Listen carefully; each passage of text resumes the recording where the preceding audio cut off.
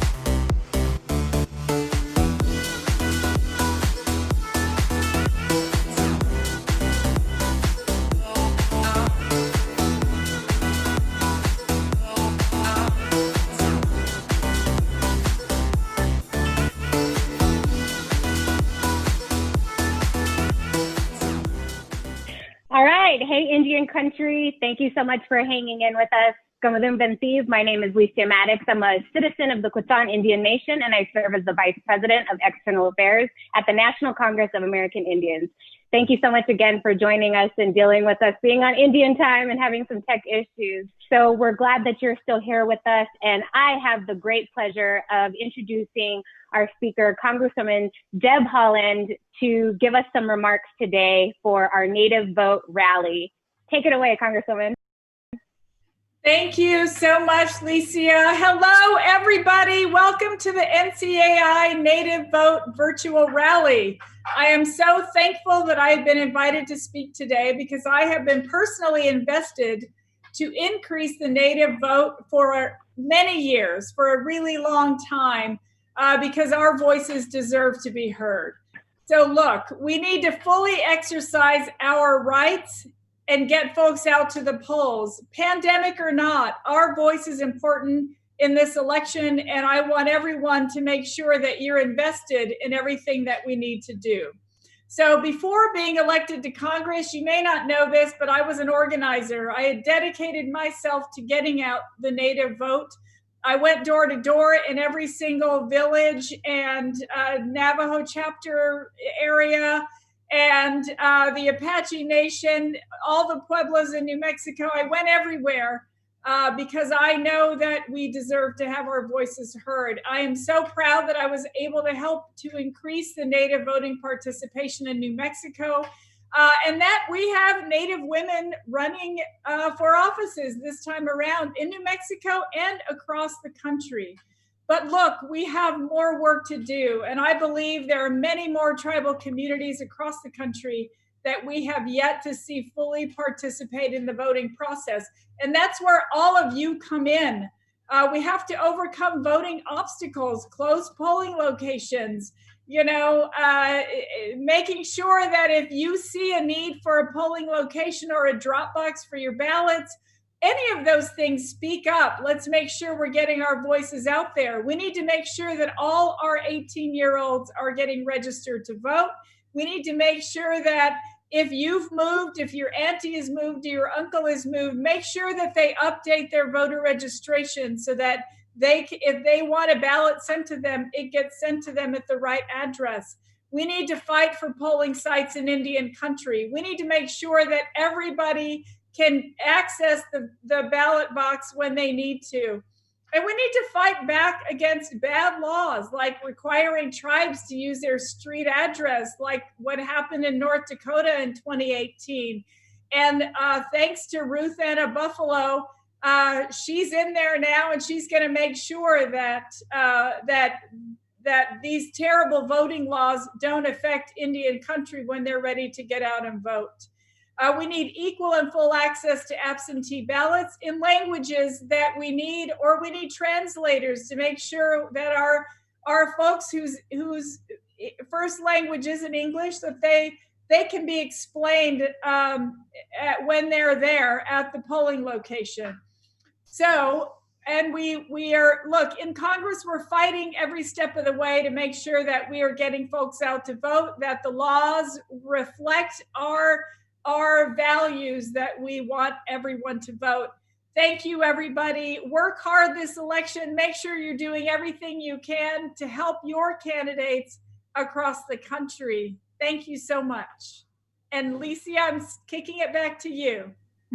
Thank you so much, Representative Haaland. Thank you for taking the time to be with us this evening. Your voice is very powerful. You've advocated for us in DC to make sure that the Native voice is heard. So thank you again for joining us.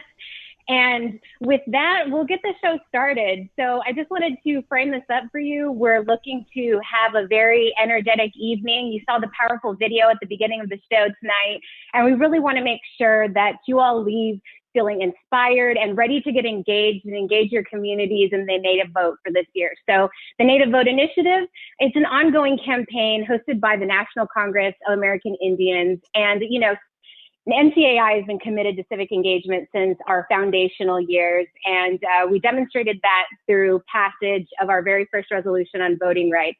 So the 4 pillars of the campaign are really focused on getting out the Native vote, election protection, education, and data collection.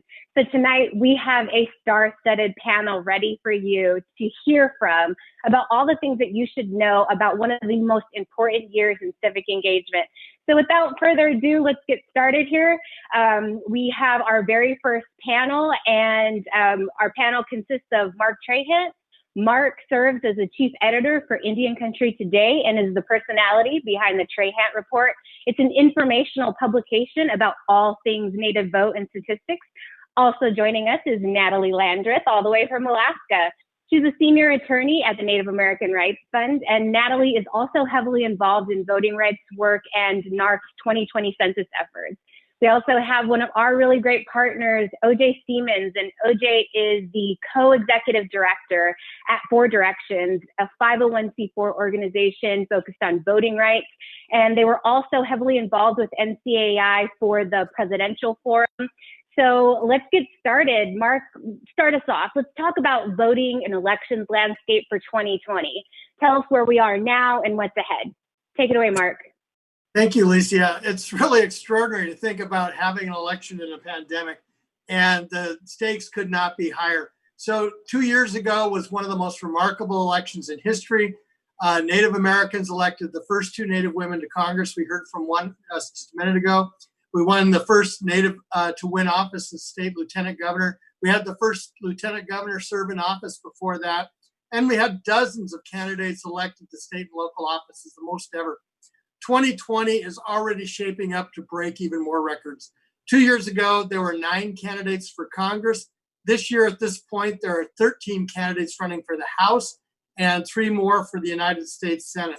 There are more than 70 candidates running for state legislatures, county commissions, and city councils. New Mexico has a cool stat. New Mexico has the Native candidate running in every single congressional district, plus 2 statewide. There are Native candidates running on both sides of the ballot in Oklahoma and Hawaii. 2 years ago, tribal citizens doubled the number in Congress from 2 to 4. That represents a jump of 2/3 of 1%, which means we have a long way to go before we hit parity. When I was a young man, I had a chance to spend a lot of time with Helen Peterson, the longtime director of the National Congress of American Indians. And in 1956, she wrote a piece for the American Political Science Association about Native vote. And she wrote that it's time for us to be our own best spokesmen, our own best diplomats, and we're only successful when we used our combined strength and concerted voice. Finally, the thing she mentioned that was so extraordinary in 1956 is she identified communities that had 100% voter registration. Imagine that if we were able to chart across the United States and see the communities with 100% voter registration and then eventually 100% turnout. It would just be remarkable. One of the things that happened in this last election that I think we need to watch very closely was the creation of a powerful network. It wasn't just the candidates, but it was a back and forth between the candidates, tribal leaders, and other advocates. 2 years ago, for example, Paulette Jordan was campaigning in Albuquerque for Deb Haaland. Deb Haaland was speaking to voters in Washington for Deborah Lakenoff. The power of networks like voting itself can be exponential. In September 2016, or September 2018, Representatives David and Haaland visited students at the campus of Haskell Indian Nations University. They said, Sharice David said, there's not one way to look at an American. There's not one way to be successful. There's not one way to be a change maker. That really is the core of what Native Vote is all about, is figuring out every single avenue to increase that voice and representation. There is a new political network for our age, and I'm glad to be reporting it. I just want to mention one thing about 2 years ago, Indian Country Today launched the first national broadcast of 5 hours of programming on election night.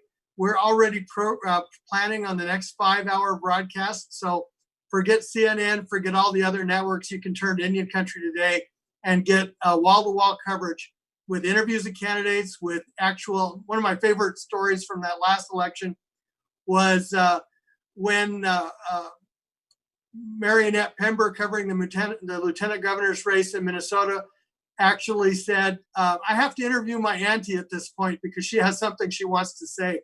And those are the kind of stories I love to get out there as far as discourse. So thank you. I'm really honored to be a part of this conversation, and look forward to hearing more. Thank you so much, Mark. And thank you for helping us to revitalize Indian Country Today. It feels so good to be Indigenous and be able to see Indigenous issues on TV. So we're really excited for your new show and everything to look forward to during election season. And we appreciate you giving us the landscape. So let's move on to Natalie Landreth. Natalie, so let's dive a little bit deeper into what it looks like for Natives to actually vote this election year. Any issues that you're seeing, what you're advocating for at the Native American Rights Fund. Go ahead, Natalie. Right. Well, thank you very much, Lissy. I appreciate the opportunity to be on and to talk to all of you about what's going on in voting in Indian Country. As Lycia said, I'm a senior staff attorney at the Native American Rights Fund. I am also from the Chickasaw Nation of Oklahoma. NARF does a lot of voting work, and I want to share some of the resources that we have with you and talk a little bit about what to watch out for this year. First, resources are a comprehensive voting rights report that NARF has just co-authored. My colleague Jacqueline DeLeon and our pro bono voting counsel Jim Tucker wrote a report after the conclusion of 9 field hearings across Indian Country about the voting rights violations and overt discrimination that our communities are experiencing. That report has been submitted to Congress in support of various bills, but will be publicly available in a published form this coming week, just in time for you all to make whatever use you would like for your advocacy to help explain problems in Indian Country when you deal with your local jurisdictions, to work with your communities, and to look at some of the solutions that other communities have used. So that's the first. You are not alone if you are experiencing any of these issues. You will see they are everywhere. The second resource is that NARF is primarily attorneys. We're a law firm. We like to advocate in public spaces like this as well, but there are 5 attorneys who do voting work at NARF, and I want to make this resource available to you. The email address, vote@narf.org, very easy to remember. If you are working this year in voting issues and you are having problems, and I'm going to identify some of the things to look out for, use that resource, vote@narf.org. As we get closer to the election day, the Lawyers Committee and NCAI work on a hotline called 1-866-OUR-VOTE that also provides resources for you. So you don't have to face these challenges this year alone. We encourage you to call, email vote@narf.org if you need help. This is the kind of thing we want you to watch out for this year. This is a very unusual year. One of the primary things we are already seeing is states and jurisdictions forcing tribes to accept an entirely vote by mail system. If this is not what your tribal community wants, if you need a physical location for people to return their ballots, get language assistance, whatever assistance, please do reach out to us if you need support with that. Closing your polling places, that's another one to look for. Shortening your voting hours, reducing your registration. Please keep that in mind. So these are some of the issues we want you to keep an eye out for this year. the people in power who don't agree with Indian issues are counting on you not to vote. And so we urge you, as an act of civil disobedience in and of itself, to vote and encourage everyone else to do so as well.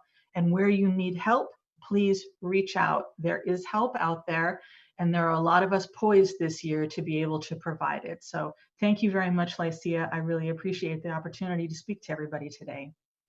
Thank you, Natalie. We really appreciate you giving us that update. We understand that there are a lot of issues out there in Indian country, but we do have the power to address those issues, especially as sovereign nations. So thank you so much for that update. Now we're going to move on to OJ Seaman Sr. So OJ, Four Directions has developed a 7-state strategy. Talk to us more about that and the concept behind it, and anything else that you think that our audience should know for today. Take it away, OJ. Okay, well, how we chose on the Awo Kalo, my relatives. First of all, I want to say greetings from the Rosebud Sioux Indian Reservation located in South Dakota. As you can see from my background, we are using our space station simulator so that we can show you that we are the star people. I pray for everybody's health and health, and I hope you and yours are safe and well.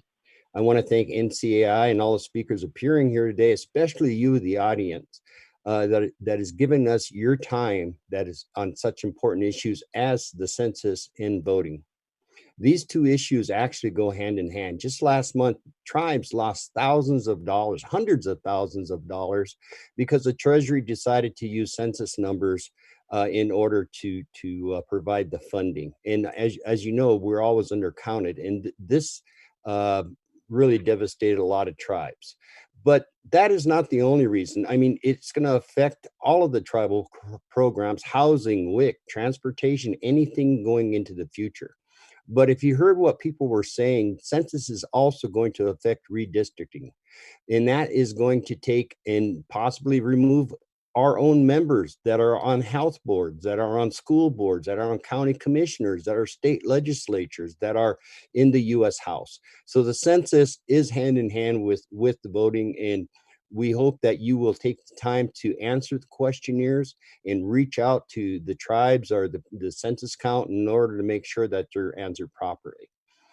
You know, what I want to tell you right now is voting is such a powerful weapon for our tribes and for our people. If you think back of when our ancestors signed treaties, they stuck us in places that they called nowhere's land, that was never going to be useful, and we would be divided, separated, and forgotten. Well, they were wrong over 100 years ago, and they're wrong today. Our nations, where we are at, in giving the locations we are at, it gives us a powerful, powerful voice that we can use in any election. During the 2016 presidential election, there were 7 states that basically decided who was going to be president. And they were Arizona, Colorado, Michigan, Minnesota, Nevada, North Carolina, and Wisconsin. Each of these states, and this is important, each of these states had a native population that equaled or exceeded the winning amount of votes each candidate got. So we could have changed that outcome, but we didn't. We can't let this happen in 2020. What we need to do is make our voices the war cry of our ancestors. And as First Americans and nations, we need to determine the outcome of the 2020 election. I believe everyone here has watched Facebook and these social media clips where you see people spitting on other people, coughing in their faces, and inciting hate toward people of color. Well, let me tell you, these people that you're watching, they vote. And if you look on the other hand, our people, you're going to find that they're talking of respect, kindness, sharing. Unfortunately, a lot of our people don't vote. And so in order for us to build our power, we must work within ourselves. We must bring our people within us, and we must seek them out and convince them to join us. If you don't think our vote is powerful, why would the government place so many obstacles in our way to keep you from voting? It is their hope by doing so that it'll keep you from the ballot box. But once again, they're wrong. We have the National Congress of American Indians. We have the Native American Voting Rights Fund, 4 Directions, and many other organizations pushing back, fighting for our languages, fighting for our voice, fighting for equality. Just recently in Alaska, Arizona, Nevada, North Dakota, Montana, South Dakota, and other states, we have gone there and we had ensured that those obstacles that they're trying to place before us are removed. And when we're doing this, we're not alone. I mean, all of this stuff that we do happens because of our culture, who we are, what we do as a people. And so when we are looking at 2020, you know, what we have to look at is not just us, me there. The presidential forums wouldn't have happened if it was just me. It was because of tribal leaders, tribal members, tribal organizations. What we need to look for coming into 2020 is we need to take and have our grandmas, our grandpas, our moms, our dads, our aunts, our uncles, our brothers, our sisters, our sons, our daughters, the next 7 generations that are before us. And then we need to remember we have our ancestors standing behind us, holding us up, giving us our strength and courage to continue our fight in protecting our treaty sovereignty and culture. It is not our way to give up. It is our culture to protect who we are, and now and in our future generations, it'll be our nations, our people that will guide the United States and the world into a future starting on Tuesday, November 3rd, 2020. So let's get out there and vote, and let's bring our relatives. Madakiapi. Thank you so much, OJ, and thank you to Mark and Natalie as well. You heard it here, folks. Get educated. Know that there are resources out there for you to learn the landscape of your local state and elections in your area, and know your rights. And just mainly, get out there and vote. So we're going to take it to another video here where we'll hear from some members of Congress.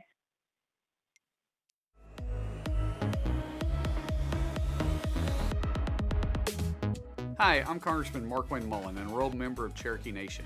Hello everybody, I'm Deb Haaland, a proud member of Laguna Pueblo and one of the first Native American women elected to Congress. No one can tell our stories like us. Our voice matters. It's a new day for Indian country, a day in which we have Native American women in Congress, a day in which the national news covers issues like the missing and murdered Indigenous women crisis, and trust responsibility.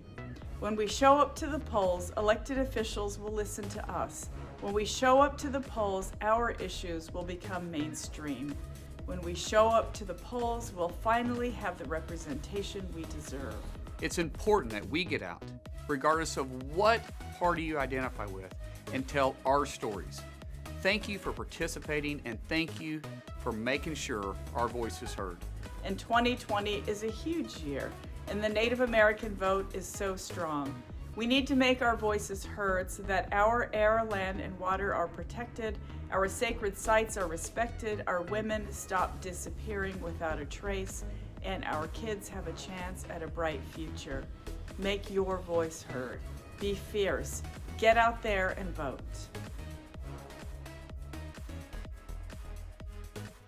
All over Indian country, Native vote coordinators are working in their communities and across their states to ensure that Native voters are informed and energized to get out to the polls.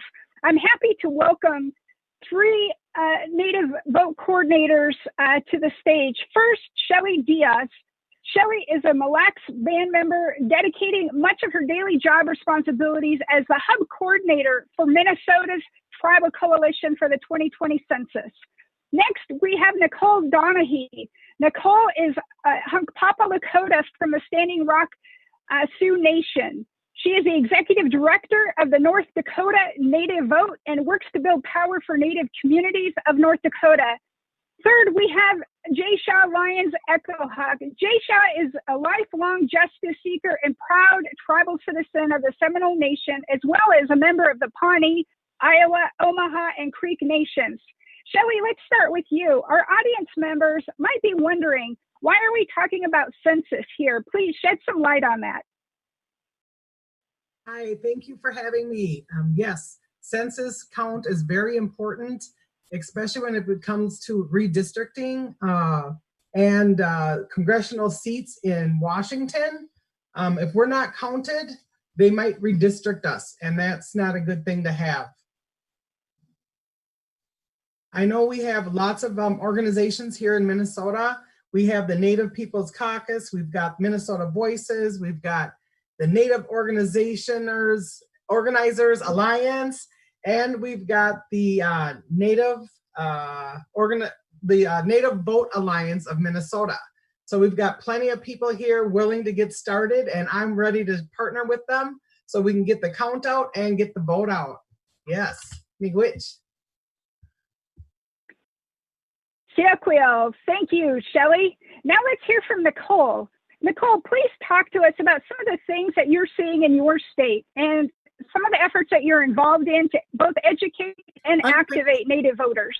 Homatakiapi, malakota ian wusla mataha, kempeshka chinkula win imachiapi. Hello from North Dakota. Our top priority here is the safety of our people and our communities during this time of pandemic. Our communities are many of the first to feel the effects in times of crisis, especially with this unprecedented vote-by-mail election. North Dakota does not have voter registration, and we still face the issues of verifying our identity because of the voter ID laws that are still in place and addressing issues on our reservations. North Dakota Native Vote is working hard to educate our North Dakota communities by casting our digital net as far and as wide as we can to ensure that elections remain free and accessible to all. A vote by mail requirement this election cycle may prevent many of our tribal voters from casting a ballot and hurt voter turnout by requiring the cost of a ballot to be mailed or the drive to a ballot box. We've been urging county auditors to have more ballot drop boxes in every reservation community so our relatives are not forced to pay a tax on casting our ballots. We've also partnered with our ally organizations to put out voting and census packets that include a ballot application and voter information, ways to contact us. You can find us on our website or head to our Facebook page if you have any questions or need any help getting the ballot or finding local information for your county auditor. My relatives, if you remember in 2018, we doubled voter turnout and by using our voice at the ballot box. Let's keep that momentum going. It's our right and our responsibility to protect our sovereignty and maintain our democracy. The 2020 election may be the most important election in this country's history, and it takes every one of us to make our vote count. Every Native vote counts. Matakuye Oyasin. Thank you. Thank you so much, Nicole. It sounds like we could all really use a lot of those best practices and those things that you're doing to make a positive change in your community. Thank you so much, Siokwiel. Next, we have Jaysha. Jaysha, in 2016, we saw an unprecedented number of Native voters turn out in Oklahoma. Please talk to us about some of the things that you've seen, some of the positive changes, and then talk to us about the work that you believe still needs to be done. No akitaru tatasa ti tatachekstariku. Hello, everyone. My name is Jaysha Lyons-Ekohak. I'm proud to be here, honored to have been asked to participate. I currently work as a census community builder for Oklahoma Policy Institute and do grassroots community advocacy through our Together Oklahoma group. To answer your question, President Sharp, we continually encourage the Native vote through measures of like in-person events. We've also been holding virtual events regarding census efforts as well and making that connection to voter engagement.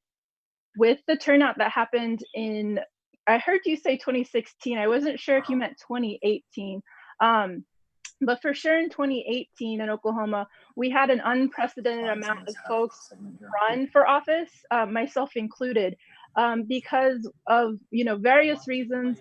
But for me in particular, just seeing that there was an imperative need for structural change and hoping that folks such as myself, Native folks, can see that it's viable, it's possible to see candidates that best represent and reflect you and your needs and representation at the policy level. Beyond that, with our organization, Oklahoma Policy Institute, we are looking at what has happened to continually push barriers against voters. Voter access is a huge situation that we have to deal with respects to the legislature. At the beginning of this month of May, we had the League of Women Voters petition the Oklahoma Supreme Court to get a ruling in favor of no notarized absentee ballot voting. Our state is quite different in that we don't have reservations. We do have tribal jurisdictions. So PO Box rural routes are not as much of an issue as in other states, although there is still issue with getting mail delivered. However, the majority of Oklahomans, and speaking about our Native folks, can receive absentee ballots if requested. The issue is we are one of 3 states where you have to notarize that ballot. And the League of Women Voters, amidst the pandemic and thinking of voter safety and voter access, was successfully won that case with the Supreme Court. And the Supreme Court had to order our Secretary or Board of Elections to no longer have that requirement for absentee ballots. Unfortunately, in a matter of days, the fastest I have honestly ever seen an Oklahoma legislature act on any piece of legislation, reverse that. They reversed course, so we still have notarized ballots, but in the event of an emergency such as a viral pandemic, you can, if you don't get your ballot notarized, then you can send in a copy of your photo ID. But we all know that state issued IDs, getting copies, is not just inaccessible for all during regular times, but amidst the pandemic, how are people logically or reasonably going to obtain that? So we're working on notary drive-throughs, organizing a database for notaries in Oklahoma, because we also have an issue with the number of ballots a notary can notarize. For state law, it's 20, but we've heard that you can seek permission from your local election board for requesting more than that. Again, it's in that's arbitrary. So that's the situation we have, and that's what we're working towards, is ensuring voter safety and voter access, and trying to work with groups on the ground to get ballots that people need notarized, and also doing the much needed voter engagement as well. Mado, thank you. Thank you all for that great conversation, and to know that you're working hard and doing all that you can do to make sure that every single vote counts, and that we are doing everything we can to make sure that all across Indian country, any barrier that is put in front of us, we can overcome. Siakwil, thank you. Now, let's pause for a moment and take a look at some Native vote statistics from around the country.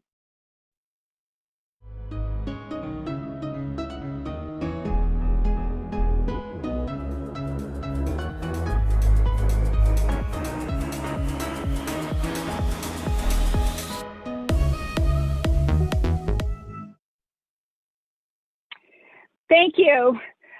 Next, we have another panel. I want to introduce some incredible people that have joined us once again all across Indian country. First, we have Lindsay McCovey. Lindsay is a member of the Hupa and Yurok tribes. Next, we have Teresa Melendez. Teresa is Anishinaabe from Southwest Michigan, now living in Nevada's Paiute territory. She is an enrolled citizen of the Pokagon Band of Potawatomi and a descendant of the Turtle Clan. She serves as vice chair of the Nevada statewide Native American Caucus and a founding member of the Native Voters Alliance of Nevada. Third, we have Travis Lane. Travis is Navajo and Southern Ute and serves as the executive director at the Intertribal Council of Arizona, where he oversees all voter engagement and census work. Let's begin with Lindsay. Lindsay, floor's yours. Hey, Young, Eholio, Lindsay McCovey. My name is Lindsay McCovey, and I'm a member of the Hupa Valley Tribe and descendant of the Yurok and Chimariko tribes. I'm currently the Northern California Regional Outreach Manager for California Native Vote Project, and I'm the founder of the nonprofit Native American Pathways. California has the largest amount of Native American registered voters of any state, and this year California voters will be getting their ballot by mail.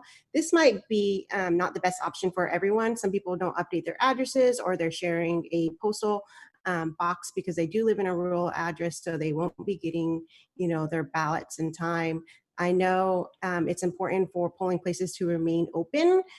Some of the Northern California tribes, my tribe included, they post balloons outside by the highway, by the polling place, as a reminder for people to vote. I know I myself have gotten busy throughout the day, and those balloons did prompt me to go in and vote. And we have to strategize together as a whole on how we will have the outreach, because a lot of tribes are closed. And how that may look on getting the civic engagement out, and how are we going to have polling places. California Native Vote Project will be doing phone and text banking to increase voter engagement and other voter information. And we will offer this service for all the tribes in California if they want to reach out to us, and we can reach out to their members as well. It's important that we increase civic engagement in all of Indian country, and that all elections matter, not just tribal. Thank you for having me. Thank you. Next, Teresa, will you please add to the conversation and dive a little deeper into what's happening in your state? Yes, Bojo, Kwe Brasun se Indigenous Cause, Pokagan Ban, Padawanmi, Meanwhile Dawa, Meanwhile Polish and Dow, Mashiki Dodem.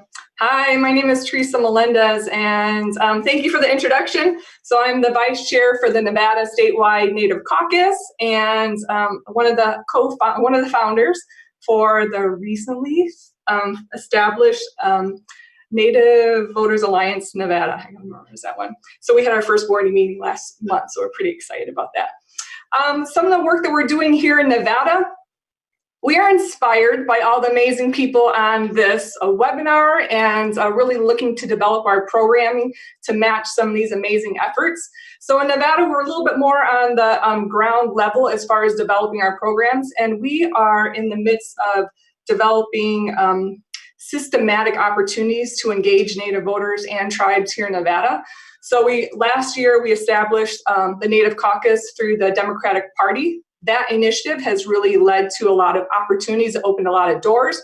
And so from that, we recently established a C3, Tribal Minds, and then a C4, Native Voters Alliance Nevada. So through those institutions, we have already been working with the tribes, and then we're going to be hiring an executive director and some staff to be able to do civic engagement and voter outreach in the state of Nevada. So if there are any Nevadans watching, please follow us on our Facebook page, NV Native Caucus, and then we will be rolling out programming for NBAN over the summer, so that's exciting. Some of the things also, we're really working on networking with the tribes on our work with the Native Caucus and through the C3 and C4 to bring visibility and awareness to tribal issues here in the state. There are 27 federally recognized tribes here in Nevada. That's a lot. And so we haven't seen the recognition or influence that the sovereign nations here deserve. And so there's been a lot of opportunity, and there's been a lot of doors that are opening for conversations. So if there are any elected tribal officials on this webinar today, please complete your one-page form through the Secretary of State to request a polling location on your reservation. That is something that you are allowed to do, and the deadline is, I believe, July 1st. So we want to get those in ASAP. And other than that, follow us on Native Caucus on Facebook. Thank you, Teresa, for those exciting developments. Travis, let's talk about the voter landscape in Arizona. Please share with us some of your experiences. Hello, everyone. My name is Travis Lane, and I'm the Assistant Director for the Intertribal Council of Arizona. And I'm very proud to join you all and share some information. I consider myself a voting nerd, and it's great to join other voting nerds on this event. I wanted to talk to you about two strategies about how we can encourage our people to register to vote for this election. You can't vote if you're not registered to vote. In Arizona, there are roughly 30,000 American Indians not registered to vote. A voting block that huge could mean we could elect someone who looks like us, comes from our communities, and cares about our issues. Since the pandemic, all in-person voter registration efforts have moved to online. The Intertribal Council of Arizona is proud to partner with the National Congress of American Indians on the Native Vote Project. We have included a link on our website, itcaonline.com, that will connect you with the Native Vote online voter registration system. I encourage all tribes and tribal organizations to do the same or provide a link to your state's online voter registration website. Tribes can also consider bumping their tribal enrollment files with the state voter registration files. Intertribal organizations like ITCA and NCAI can help a tribe facilitate that process. Together, we can all affect real change in our communities through voting. Thank you. All right, ladies and gentlemen, thank you so much for joining us today. We really appreciate our Native Vote coordinators. They're the ones on the ground in the states getting information out to our tribal citizens. We can do it grassroots too. So I encourage you all to get involved and get engaged. So I'm extremely excited about this next segment, and it's because we realized that our largest voter base is between 18 and 26. That means we have to get the young voters activated. Let's go to a Native youth video. I believe every Native vote counts because without our votes, we won't have a voice in the government able to say what's important to us and fight for our rights.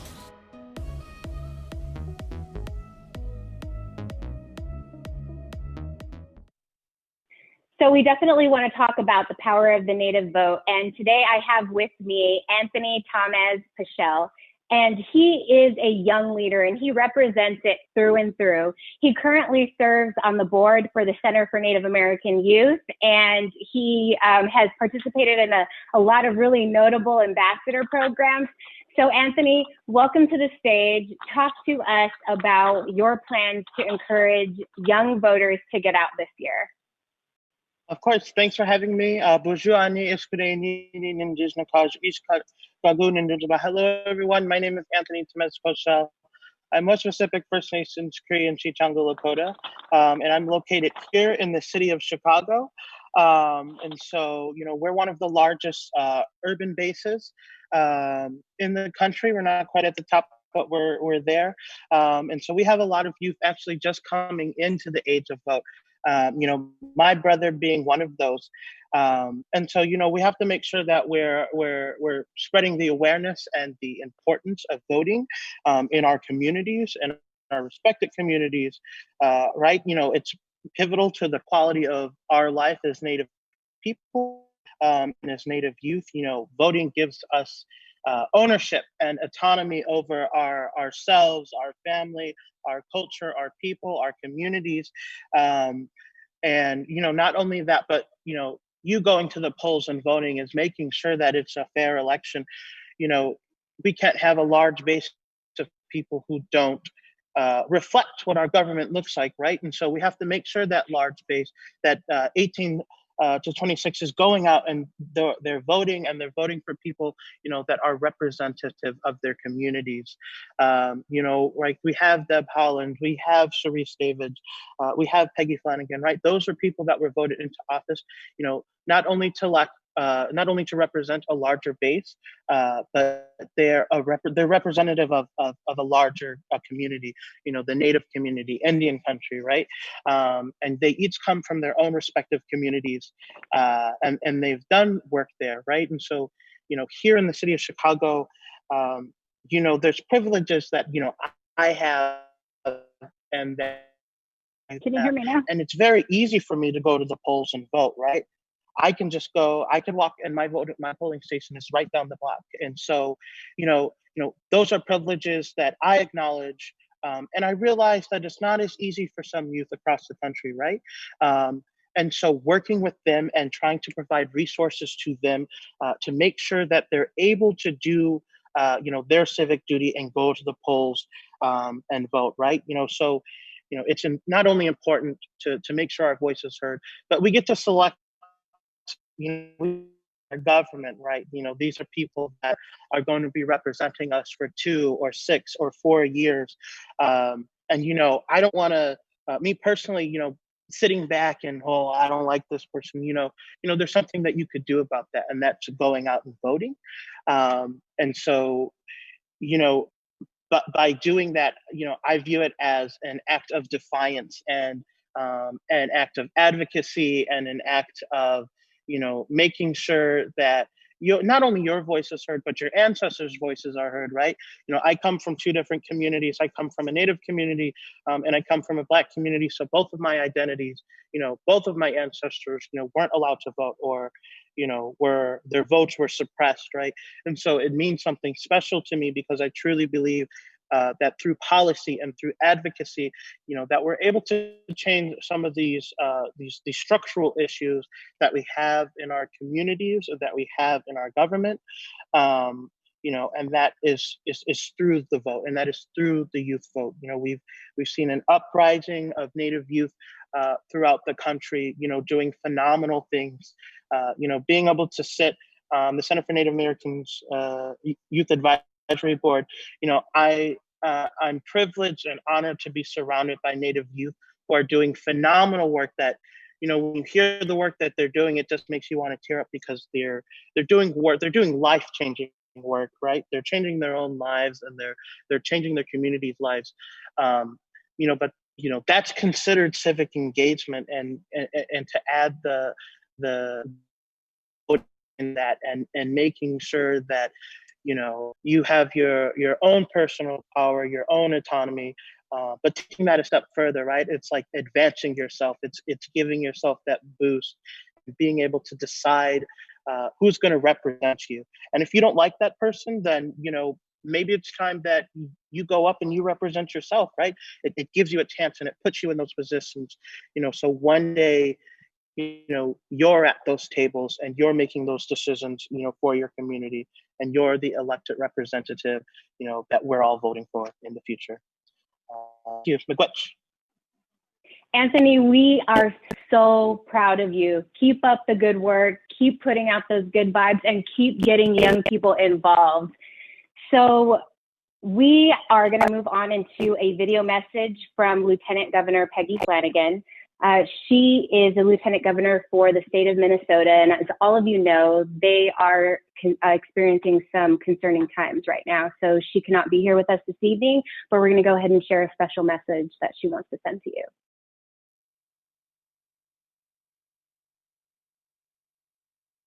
Bonjour, Peggy Flanagan here. I'm the Lieutenant Governor of Minnesota and a member of the White Earth Band of Ojibwe. I'm sorry I can't join you in real time, but I'm grateful for this opportunity to deliver a video message about one of my favorite things, and that is the Native vote. Each election cycle we hear, this is the most important election of our time. And frankly, in 2020, that's true. We have seen the COVID-19 pandemic lay bare the inequities that we experience across Indian country. Our people deserve to be seen and heard and valued and counted at the ballot box. So I ask you, not as Lieutenant Governor, but as a mother, as a daughter, as a sister, as an auntie, to register to vote, to turn out to vote, and mobilize your community to ensure that we have the ability to shape our future collectively, and we'll do it together. So thank you for the work that you have done, and thank you for the work that we will do together to ensure that the Native vote turns out in 2020. Chimigwech.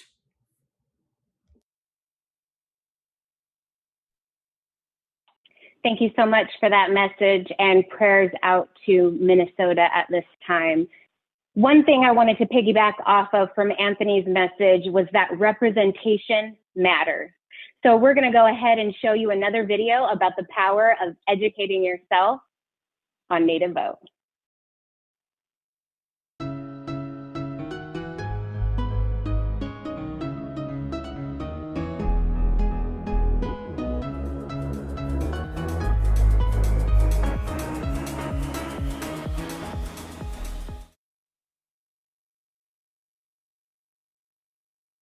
To this next segment, today we have with us Tara Hauska. Tara is co-teaching First Nation Anishinaabe. She's also a tribal attorney. She's a founder of the GNU Collective and a former advisor on the Native American affairs for Bernie Sanders. She spent 6 months on the front lines fighting the Dakota Access Pipeline and is currently engaged in the movement to defund fossil fuels in a years-long struggle against Enbridge's Line 3 pipeline. She's the co-founder of Not Your Mascots, a group committed to positive representation of Native peoples, and she's currently living in a pipeline resistance camp right now in northern Minnesota. So she's coming to us live right now. Tara, take it away. Hey, bonjour, Ginawa. Jabwe Indigenous Cause Makwa and Dudim, Gojing and Dunjaba. My name is Tara Hauska. I'm Bear Clan from Couchiching First Nation. Really appreciate the opportunity to be here with all of you, and appreciate NCAI for putting this together, and all the beautiful words that we've heard so far, the powerful speakers. I'm probably the person that I'd say, I'm pretty, when I engage with these systems, I recognize that these systems are responsible for a lot of colonial violence and systemic racism. They are a part of a system that engages in structural violence and dispossession of power from a lot of people. And that can feel like, why would I engage with a system like that? Like, what is how do I make change within something that has a foundation in genocide and slavery?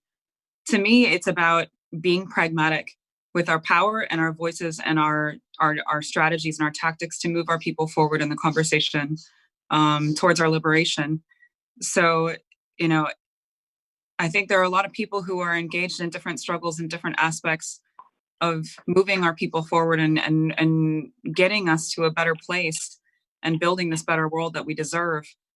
But to me, that means engaging in a full diversity of engagement and tactics and, relationship building with as many different possible aspects of both the systems that are destroying us and the systems that can build us up. So that means while we cast our votes and we look at, who do we want representing us?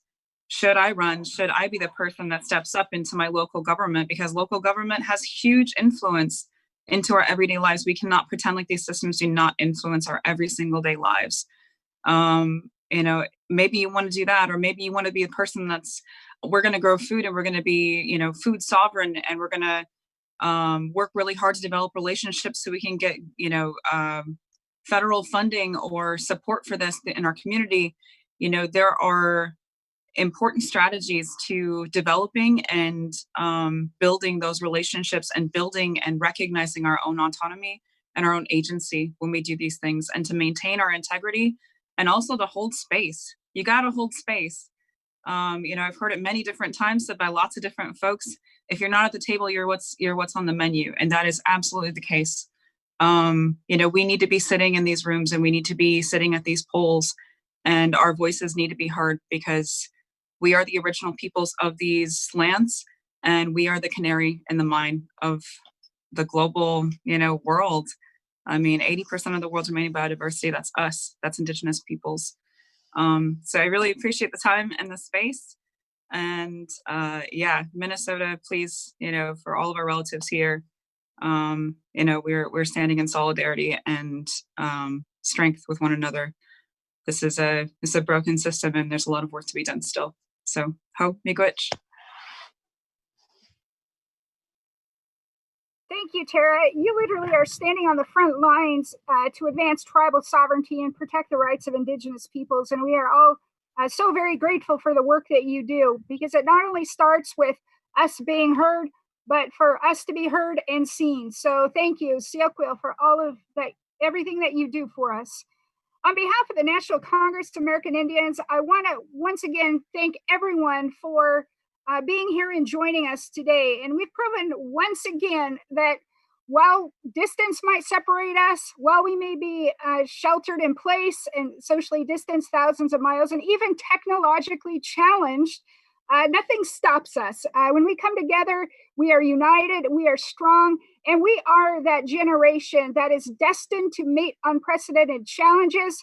Generation after generation, our ancestors have gone before us, not only embracing, but fully seizing the opportunity of and advantages that lie within large-scale suffering, even death. We know that when we go through these challenging times and the dark chapter that we are all facing, we are going to emerge stronger. So there is no doubt and no question in my mind that together Indian country will not only seize the opportunities presented in 2020, but we will take action and not be stopped in 2020 to let our vote and our voice be heard. Siakwil, we have one final video that we would like to share with you in closing. Please stand by.